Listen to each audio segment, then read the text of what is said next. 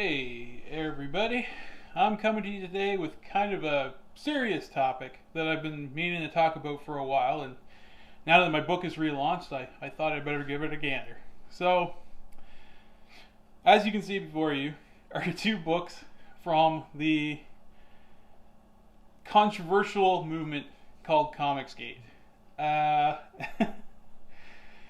Jawbreakers, Lost Souls, or whatever it's called, and Cyberfrog Blood Honey. These are both two books that I backed back in, when was it? 2018, I think. But, it goes further back into 2017. So, why did I back these? Well, at the time, I was getting a little discouraged with the direction that comics were going in.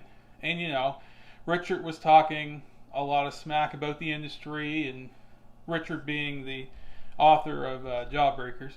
And, Ethan was talking about things that were important to me, like Star Wars, which was kind of going down the crapper at that time, especially in 2018 with Last Jedi. So, they were speaking about things that I was very in tune with, that I agreed with. Thusly, I didn't really join the movement per se, but I definitely agreed with everything they were going to say.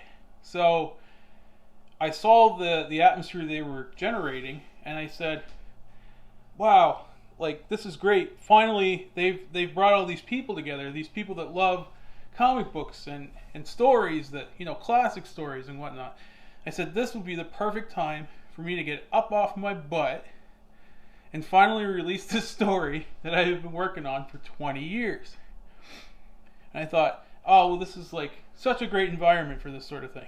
Well, not even halfway through 2018, or should I say more into 2019, these two guys sort of started going a little off the rails. Especially, not so much Richard, but Ethan for sure. He started getting into these weird online fights and sort of harassment campaigns, if you will, with his little group of super fans called War Campaign. And he lost me, honestly. Especially when he started going after, creators like Doug TenNapel, who has put out 2 books. He has a third coming out, and I love the first 2 books, and unfortunately I can't get the third because of certain circumstances in the world today that don't allow me to have extra spending money. And I'm sure you all know what those are. However, now that all this crap has come out and these two guys have kind of gone off the rails, well, I released a book. Here, let's put these aside. We don't need these anymore. So this is my book. Well, half of my book, anyway. So, my story I've been writing for 20 years, like I said, off and on, changing all the versions, blah, blah, blah. So, I put out this, and I only got half the book funded. They had no interest in backing this story because, well, it's just not a superhero story, per se. It's bigger. I don't want to sound pretentious or anything like that, but it's bigger than just a simple superhero story. Yes, there are heroics in it. There's lots of heroics in it. But it's more akin to something like Star Wars. It was my sort of replacement for the Star Wars universe, if you will. But it's also very fantasy driven at the same time. It's not so futuristic or sci-fi, even though there are futuristic and sci-fi elements in it. So what I was trying to achieve was bringing back some of the stuff that I really liked growing up about Star Wars. And then the best parts of it, there are things in those movies that I don't like, especially in the prequels, but I still enjoy the prequels. I still thought he had some really good ideas going that, if expanded on the proper way, could have been really, really good.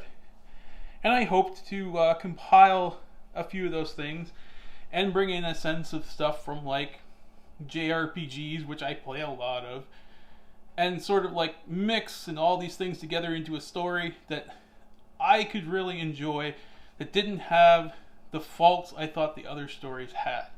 And that's where the inception 4 of Time and Space came from. Now, this released as a backer thing for the original backer, since I had a flexible goal. I now, on the relaunch that's running right now, and I will leave a link in the description, we have a fixed goal. So if we don't make it this time, we're going to have to relaunch again. But anyway, what I really wanted to focus on were the special thanks that I put in these books. This is the add-on that some people got, which is sort of like a making of book, which is now being replaced by an even cooler book called an art book. But let's take a look on the inside here and look at the dedications. So you'll see the standard names. There's Rob Cannon, he's the artist. Of course I'm going to thank him. Larry Higgins, who does Niobe, big help on the book. He's really who got me started in this. Kevin Rodatilli, he introduced me to Rob because he did work on Kevin's book.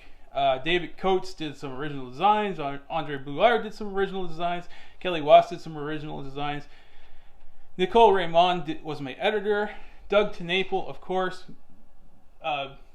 fantastic man, huge inspiration. Can't say enough of good things about Doug Tenaple. Benjamin Henderson of Ravage fame helped me a lot at the beginning. Not so much now, because he's decided to side with ComicsGate, but that's fine. It's his prerogative. Slick Jimmy, who's doing Little Girl Lethal, helps me a lot. And of course we have Richard Meyer's name at the bottom. Now why did I put his name there? Well, I mean, if it really wasn't for Richard, I wouldn't have really started this. And I debated very long on putting his name in there because of where I was going and had this book originally.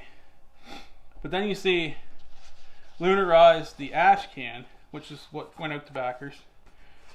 And I have a similar special thanks sort of feature with Jessica Prosser, that's my girlfriend. Many of the same names. Then Richard Meyer, and then Edwin Boyette, who helped me so much trying to get this funded, and still is a really nice guy.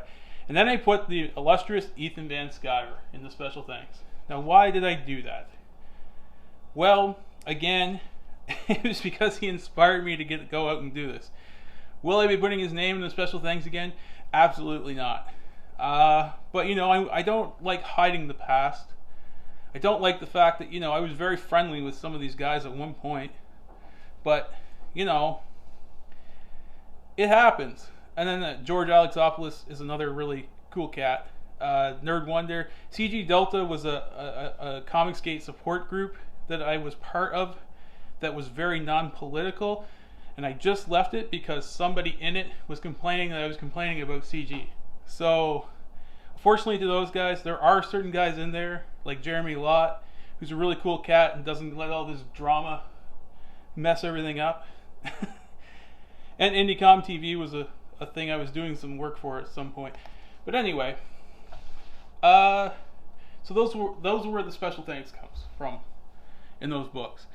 And why would I put Ethan's name in there? Well, why did Doug Tenaple put Ethan's name in his first book? It's the same energy, right?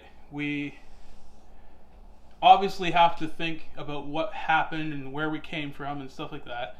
And there's no use hiding the fact that, you know, at one point these gentlemen did support and help us out in some way, even if it wasn't personally. So that's what it is, fellas.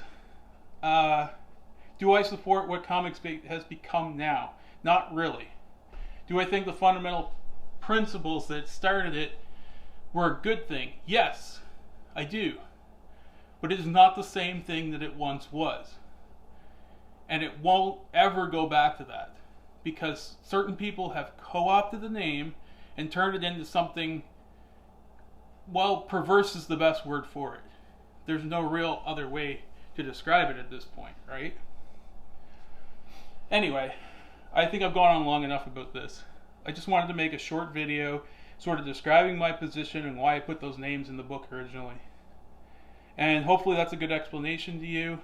Moving forward, campaign is still sort of lagging. We're only at about 10%. but I hope it'll jump up once people know more about the project. It's very hard to get the word out right now, especially since I can't put a lot of money into advertising or anything like that. So if you're very interested in supporting this book, and mind you, this is not your typical superhero book, right? Like this is hopefully some deeper sci-fi kind of stuff and fantasy kind of stuff that maybe, I don't know, like how to describe this. If people like stuff like Dune and Star Wars and stuff like that, I'm sure they'll get a real good kick out of this. Star Trek even. It's not super science heavy, but it's definitely got those thematic elements in there. There's no overly arcing political stuff. There is political stuff, but it's based in that world. It has nothing to do with our politics, if that makes any sense. Anyway, guys, thank you for watching. I hope you subscribe. I hope you back the book. I just wanted to explain a few things. Please hit like on this, subscribe, hit the bell for notifications if you like more videos like this, and by all means, if you like these other books, Jawbreakers, Cyberfrog, stuff like that, I'm not trying to down you. That is your prerogative. I didn't find them that bad when I read them, actually. But, yeah, because of everything that's happened since, I can't really support that kind of thing anymore. So, that's all I really got to say. Again, thank you for watching, and I will see you next time.